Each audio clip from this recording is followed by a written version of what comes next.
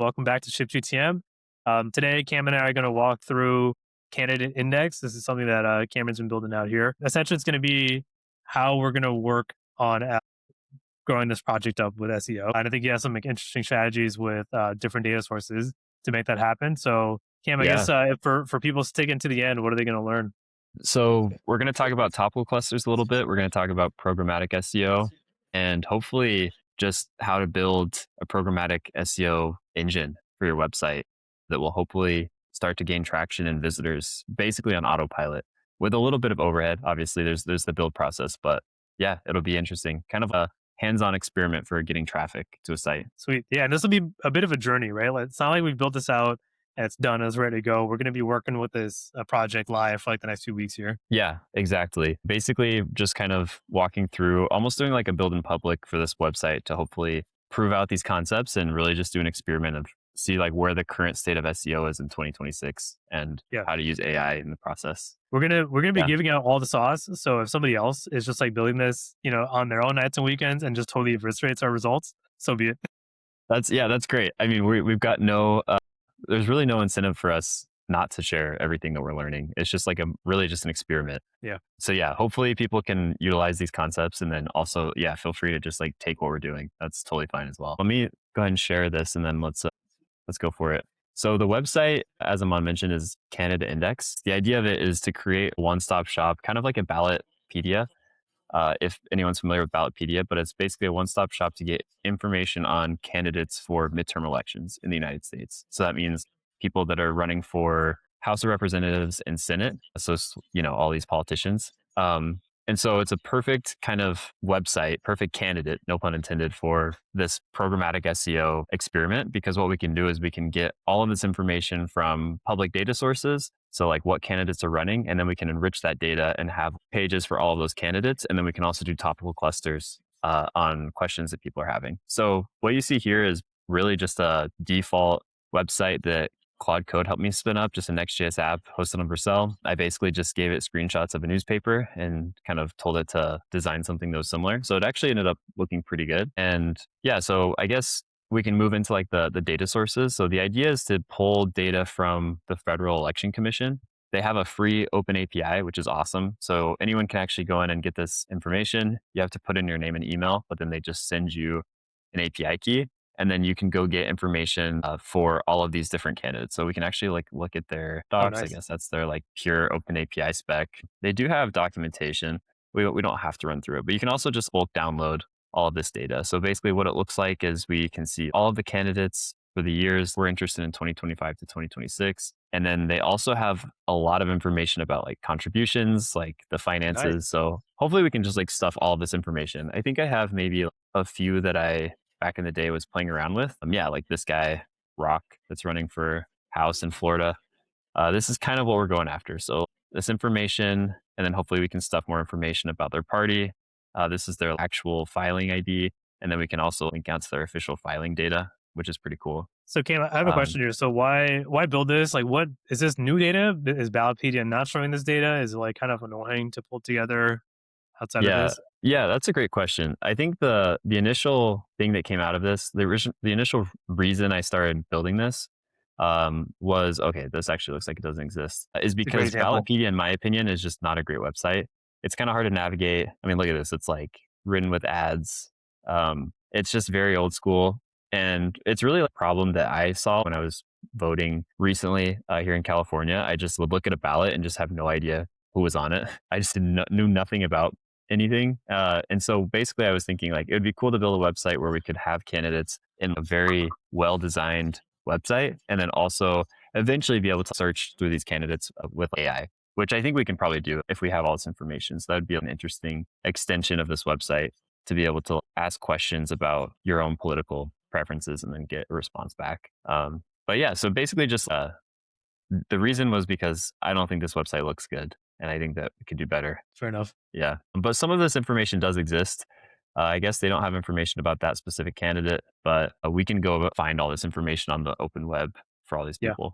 Can you talk a little bit more about how you're planning on enriching? So yeah, I think this is kind of common for a lot of use cases where there's a public API somewhere, and then there is additional enrichment that really makes it differentiated. Yeah, definitely.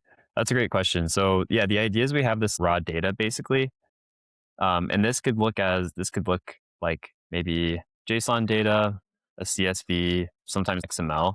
It really doesn't matter. And the data now, the format matters less than it ever has because we can just run it through an AI, an LLM step. So the idea is we have all this raw data, we can run it through an LLM to basically parse that data and then kind of manipulate it if we have to.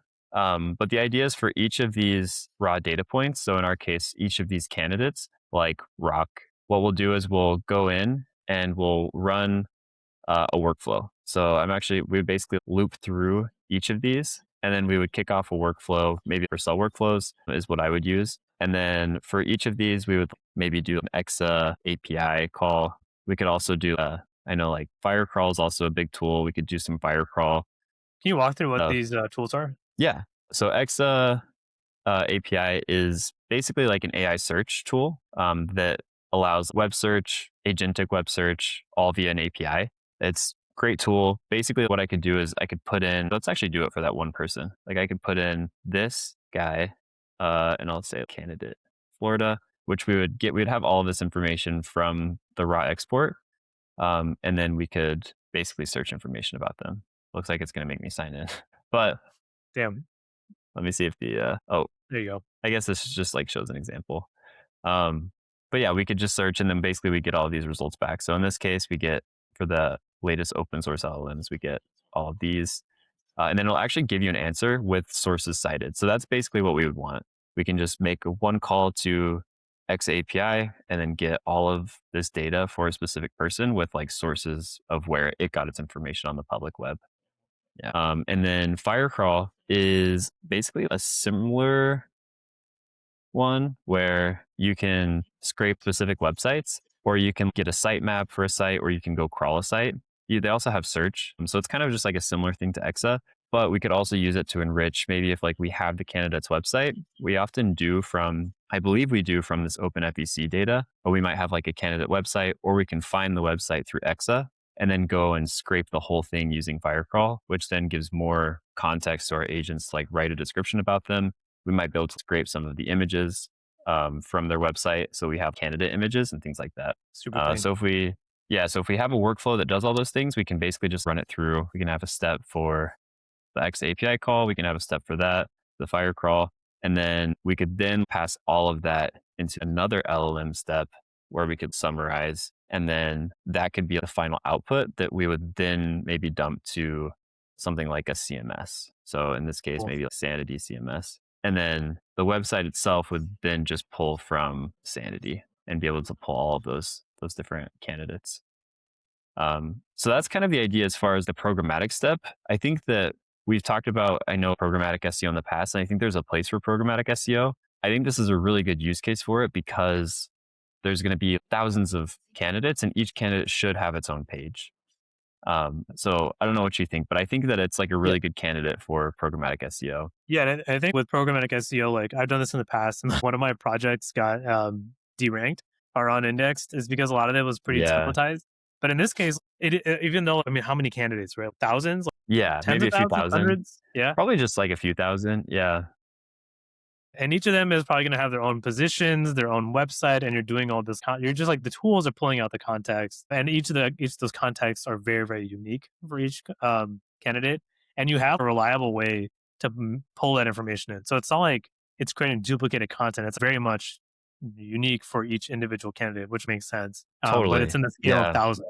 Yeah. Yeah, and I think you mentioned something else too, like there might be different positions on things for each candidate. Like what we could do is we could run an LLM extraction step to get out specific filters, or maybe if there's specific positions on things. So for instance, maybe a certain economic policy, we could extract from all of those candidates their specific stance on something that's big, and then we could highlight that. So yeah, it's pretty it's less general. I feel like it's more specialized, and then we can also kind of enrich all of these different candidates and have more information about them, which actually like provides value rather than just making it a totally templatized card. Yeah. And what do you think about hallucinations when let's say in the summarization step or in like the filtering step?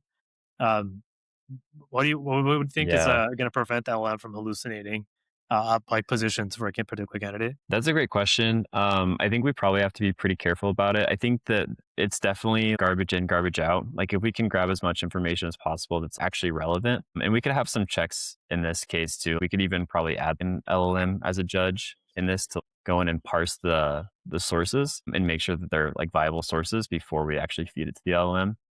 Um, but I think it's most of the guardrails are in the prompt itself Mm. for writing the article.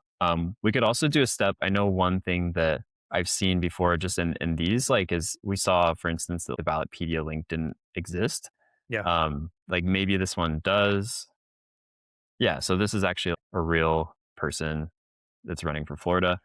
We could then have like an extra step inside of our workflow that maybe goes and validates all these links before it gets passed into the summarization step, if that makes sense. So we could just hit the link if it's a 404 or a 400 or any other error. We just basically exclude it from the context that cool. gets to then, right? So yeah, I think we'll have to kind of workshop that, and maybe in another video we can actually test it and see how it does. Yeah. But those are some ideas I have. So last thing I think is like you mentioned Vercel workflows. Why Vercel Yeah. workflows instead of something like Clay or NNN or some of these like no code tools? Like why would you prefer to use a code based workflow builder? Yeah, that's a great question. I think it's just more modular. Like we could add in a lot of different steps here. I think the code first aspect too is just it's a lot easier to expand upon. An LLM can just create all this for us. We actually probably can do all this without writing any code because an LLM can do it. With N8N or Clay, like, we'd probably have to go in and do a little bit of click ops, do some drag and drop, which we can also do with Vercel Workflow Builder. They have an open source workflow builder that we can use. But I think just code as the abstraction is, in my opinion, the best abstraction where Yeah. it's way easier to edit, to change, and it's way more repeatable. We can run all of this and then not have a workflow running. And then 6 months later, if we want to revisit it and rerun some of them, we can just go back and grab the code, easily alter it, and then run it again. We don't have to find where that code is hosted, if that makes Yeah. sense, because it's all just there as raw text. What do you think the cost of all this is? Right? Like Exa, Firecrawl, obviously the open data is Yeah. free. So there's that. Yeah, the open data is free. I think that's probably the hardest part to get. If we didn't have like this data, it would be really difficult to go scrape all these people. The initial part's done for us. I think the enrichment with Exa, my guess is it's probably going to cost us maybe between $20 to $40 to enrich all of these for a few thousand because we're making a lot of requests. Firecrawl is probably pretty similar. I think their pricing is usage based. Nice. I mean, 1,000 credits a month, we might even be able to get by with just 1,000 credits. Maybe we do, okay, $16 a month. What does it build monthly? Maybe $20 on Nice. Firecrawl. And I think that would easily get us past it. So, I mean, realistically, we're going to definitely be able to get by with making this website with 1,000, few thousand programmatic pages, and then also some with highly specialized, highly personalized content for each of these candidates. For probably less than $60 is my guess, which I That's think is great. You know, like, hiring a amazing. developer is way more expensive than that. Yeah. Yeah. That's awesome. Okay, so I think this is like today's kind of overview. For the next episode here, what do you think folks can be excited to see? Yeah. I think that maybe we'll talk about like looping in some topical clusters into this as well. I think that the next time we can run through the actual build for the workflow and then see how it works in action. And yeah, we can get it going. We'll just start enriching all of these candidates, and then we could probably do some stuff on like how we're building the website, how we're setting it up. Sweet. Yeah.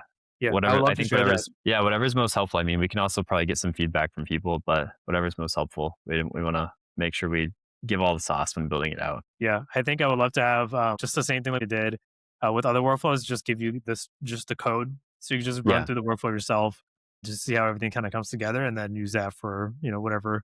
And then also you mentioned the whole project from the hosting, because I think there's a lot of questions there also with SEO, with especially with like Next.js, because it's just kind of like a blank slate. I'm like, how do I set up sitemaps? How do I set up internal linking? How do I kind of connect everything and make sure like Google's happy? Yeah. Stuff like that, like the basic stuff. Like put all that in there. Yeah, that's great. I think we can show some Google Search Console, maybe dashboards. We can Mm, just show an update of how things are going, how we index it. Also, we can walk through the CMS setup. I think that's probably yeah, intimidating for some people, is how to set up a CMS, yeah, how to set it up so that you can store all of this content that's more dynamic, maybe less templatized than like a WordPress blog post, which is a default. yeah.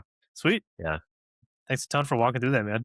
excited to see what we kind of end up building up in the next few weeks. Same. Yeah. I'm hoping, hopefully by November, by these midterm elections, we can Yeah. get a few thousand visitors. I think that'd be pretty awesome. Yeah. We're going to give all the sauce, man. Like showing the Search Console, like Yeah. nobody's doing that.